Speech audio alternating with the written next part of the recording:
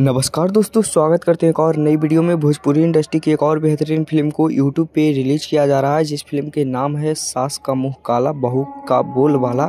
इस फिल्म को आप सभी लोग कैसे यूट्यूब पर देख सकते हैं और किस तारीख को इस फिल्म को रिलीज किया जा रहा है, पूरी अपडेट देने वाला हूं, तो वीडियो में पूरी बने रहिएगा। तो दोस्तों, इस फिल्म के स्टार कास्ट में नजर आएंगे गौरव झा, काजल राघवानी, प्रकाश जस, गोपाल चौहान जैसे दिग्गज कलाकार इस फिल्म में काम किए हैं। और इस फिल्म के डायरेक्टर हैं अजय कुमार झा जी, और इस फिल्म को लिखे हैं अरविंद तिवारी जी ने, और इस फिल्म में म्यूजिक दिए हैं ओम झा जी। तो बहुत ही बेहतरीन फिल्म ये होने वाला है और फुल पारिवारिक ये फिल्म होने वाला है। पूरी फैमिली के साथ इस फिल्म को आप सभी लोग बैठ के देख सकते हैं।